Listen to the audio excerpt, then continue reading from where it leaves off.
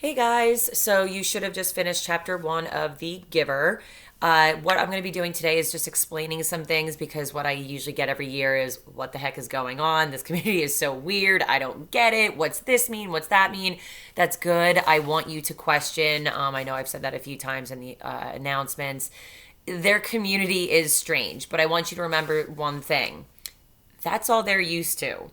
All right. So when you think in your head, ugh, I would never want to live like that. Ugh, that seems so horrible. Like, how do they do all of that? They don't know anything else. And so that makes them happy. The easiest way for me to kind of compare is think about life before cell phones. You can't miss something that you don't have or you never experienced. So, when I was littler and we didn't have touchscreen iPhones with internet, I wasn't being like, oh man, I missed that cell phone. I didn't know. I didn't have it. All right. So for them, this community makes them happy.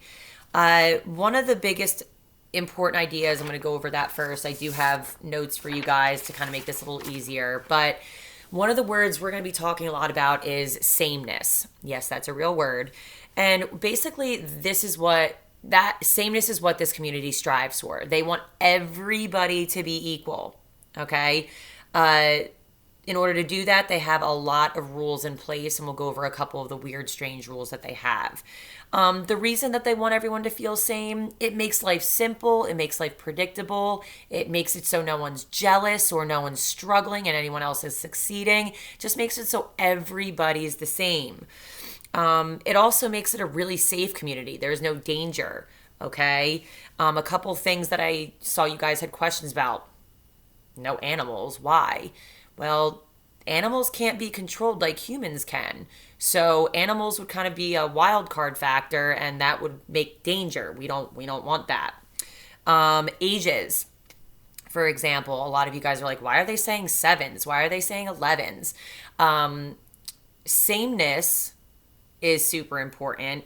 So they want everyone to say when you're 7 years old that you are a seven. And we're going to go a little bit into birthdays later on, just not yet.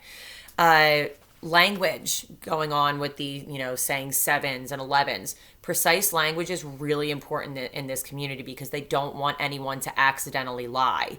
So, for example, an exaggeration does not fly there. You could say, I'm exhausted. I'm sure all of us have said that, but that's actually technically a lie unless you're actually physically exhausted. But in this community, that would never happen.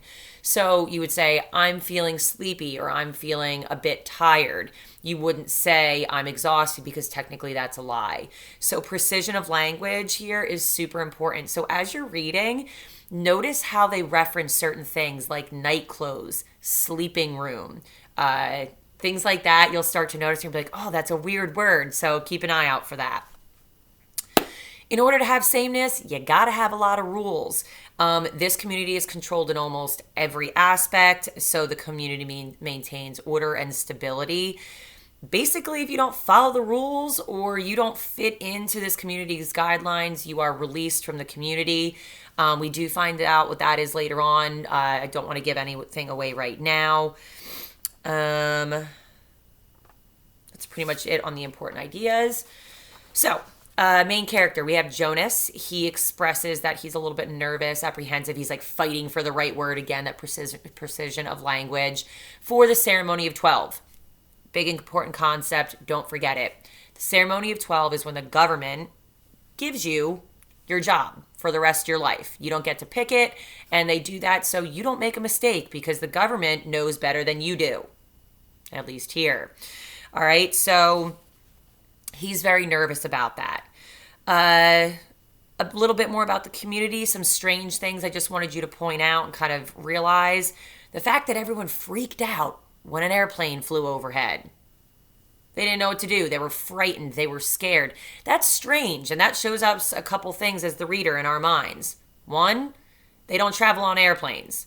Two, airplanes don't come in and out of that community. Right? They don't fly over it. They only come in to drop off food, and then they leave.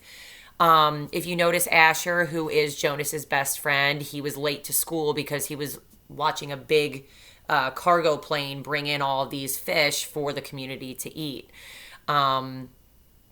They don't have, like I said, they don't have animals in the community. They don't have that because again, they're unpredictable.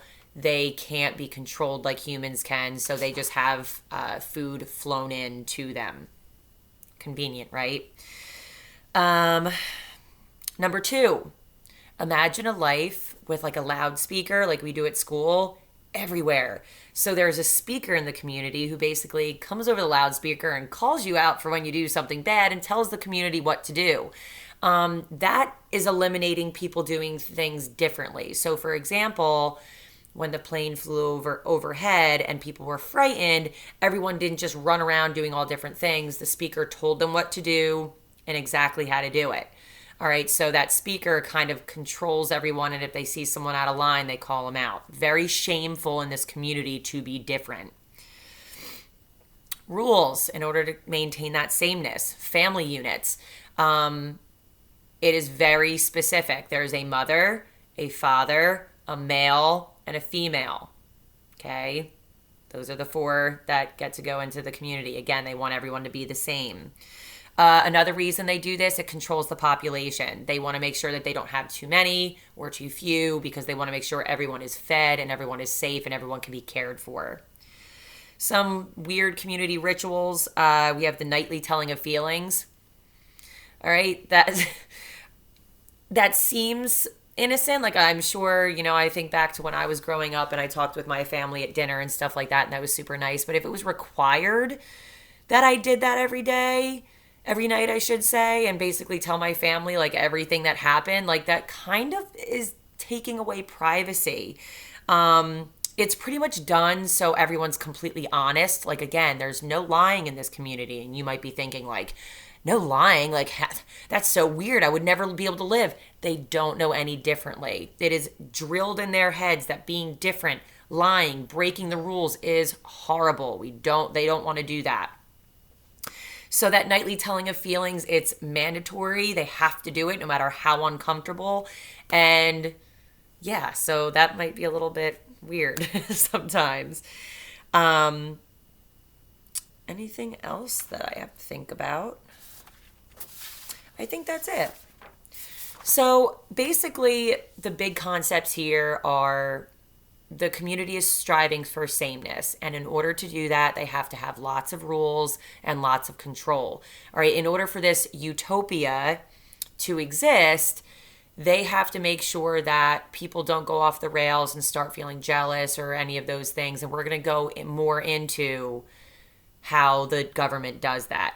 So if you have questions as we read, just make sure you ask me. Don't Google it. I will tell you if I can, and I'll tell you to hold off for a couple chapters if it's coming up. But these are relatively short chapters, and I will be continuing to provide audio or independent reading depending on what you're most comfortable with. All right, so make sure you check out these notes to read over, and then you're reading chapter 2 today. So good luck, and then that's all you have, and I'll have a great weekend.